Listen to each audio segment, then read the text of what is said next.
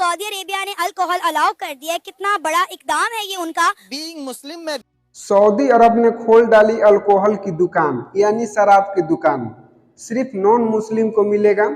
ये बात सुन के पाकिस्तान के पब्लिक ने भड़क गए, जो कि इस्लाम कंट्री में ऐसा नहीं माना जाता। तो आज की इस वीडियो में आप लोगों को पाकिस्तान का रिएक्शन दिखाने वाला हूँ और पाकिस्तान के पब्लिक कौन ऐसी बात बोल दी, ये वीडियो आप लोगों को देखना बहुत ही जरूरी है।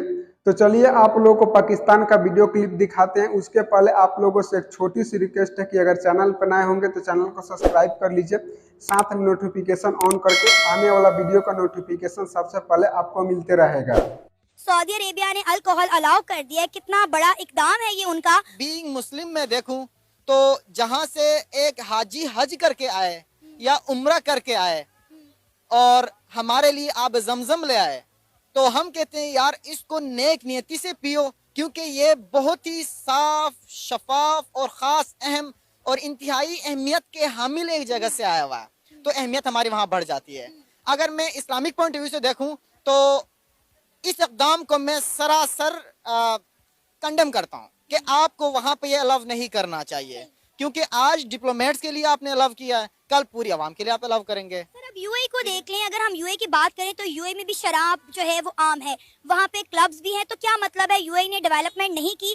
क्या यूएई ने तरक्की नहीं की? यूएई भी एक इस्लामिक कंट्री है, लेकिन उसके बावजूद भी आप देख लें वहाँ पे बार्स हैं, क्लब्स हैं, वहाँ पे खुलेआम जो है शराब बिकती भी है, लोग पीते भी हैं। हालांकि यूएई भी एक इस्लामिक कंट्री है ना, तो क्या उस पर भी हम यही कहेंगे?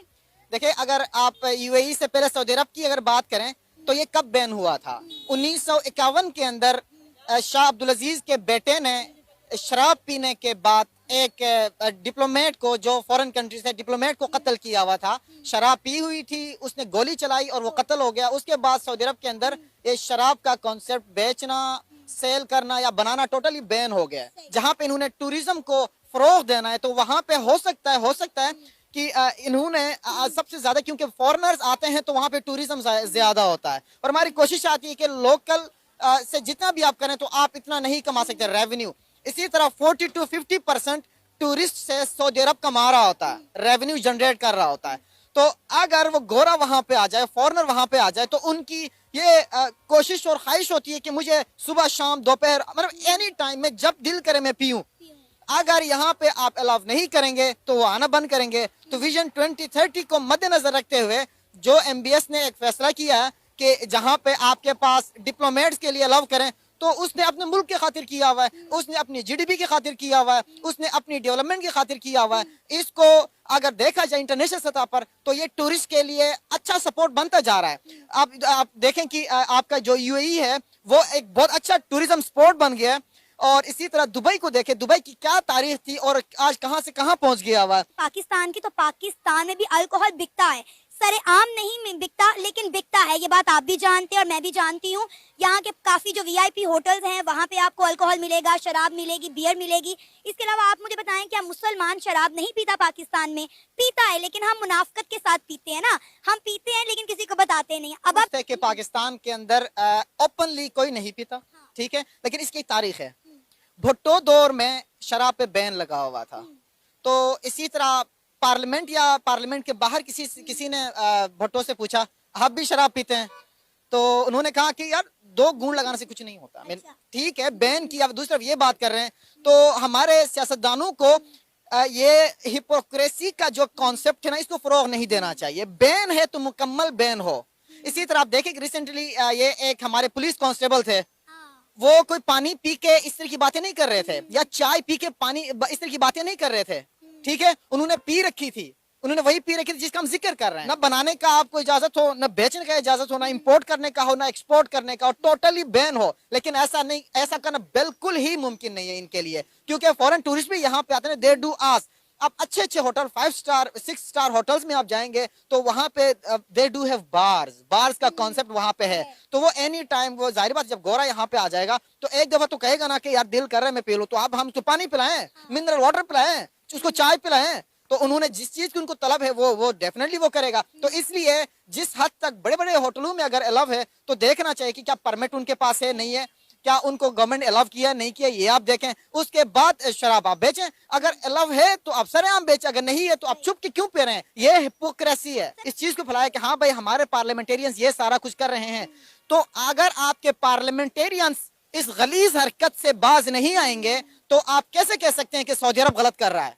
ठीक है, पहले अपने आप को देखें, अपने गिरेबान जान के देखें, फिर आप किसी को बुरा कहें। अगर आप अच्छे हैं तो आप दूसरे को फिर बुरा अव्वल तो आप कह नहीं सकते हैं, क्योंकि आपका राइट नहीं है कि किसी को बुरा कहें। हाँ, उनका जो भी इक़दाम है उसकी आप कदर करें, उसको रिस्पेक्ट की निगाह से देखें। अगर आप खुद गलीज हैं, आप खुद पी रहे हैं, अगले को कहें बैन कहें, तो वो आपका, मैं यही कहूंगा, हिपोक्रेसी के अलावा कुछ भी नहीं। देखिए मैडम, आप कह रही हैं उन्होंने वहाँ पे अल्कोहल जो सा अलाउ किया, स्टोर किया है उनके लिए, नॉन मुस्लिम्स के लिए। तो अगर नॉन मुस्लिम्स के लिए है तो बिल्कुल ठीक है। और जिस तरह आप देखें फॉरेन कंट्री में, यहूदियों के मुल्कों में, हिंदुओं के मुल्कों में भी मसाजिद हैं, वो हमें अलाउ करते हैं आप जाएं। उसके अलावा देखें वहाँ पे इंडिया में आपको पता है गायें हमारे यहाँ ज़िब्हा की जाती, वहाँ नहीं की जाती, लेकिन उन्होंने फिर भी एक एरिया जो सा मुख्तसर किया है कि आप यहाँ जाके इसको कर सकते हैं। तो अगर वो इतने जो सा कंट्रीज़ हमें अलाउ कर रही हैं कि एक मखसूस इलाका है, यहाँ पे मुस्लिम्स आएँ, खाएं पिए, मुस्लिम्स होटल हैं, मुस्लिम मीट है, आपको सब मिल सकता है, मटन मिल सकता है, बीफ मिल सकता है, जो कि उनके मुल्क में सख्त एक वो उसके खिलाफ है। उनके सेंटिमेंट्स है ना अपने यहाँ। देखिए, लेकिन उन्होंने कोई वो ये नहीं किया। इसी तरह अगर सऊदीया ने वहाँ पे ये किया है हिडन और नॉन मुस्लिम्स के लिए, तो वो उसमें मुसलमानों को तो कुछ नहीं है। अगर आप उनकी फ्रीडम ख़त्म करते हैं तो फिर इस तरह दूसरे ममालिक में भी तो देखें ना, वो भी कर सकते हैं जी। आपने यहाँ मस्जिद नहीं बनानी, यहाँ पे आपने गोश्त नहीं बनाना। आप लाहौर में चले जाएँ, कई ऐसे चाइनीज़ होटल हैं जहाँ पे चाइनीज़ खाना मिलता है, जो हमारे यहाँ मुसलमानों में हराम है। चाइनीज़ होटल है यहाँ पे, आपको जो सा हर वो मीट मिल सकता है जो सब मुसलमानों में हराम है, लेकिन हम यहाँ पे चाइनीज़ को फैसिलिटेट करते हैं। तो ठीक है, उनकी वो मज़हब में रहते हुए अपना खा पी सकते हैं, लेकिन उसमें मुसलमानों की कोई इन्वॉल्वमेंट नहीं होती। जो आपको लगता है कि सऊदीया इन मॉडर्नाइज पॉलिसीज से और आगे बढ़ सकता है?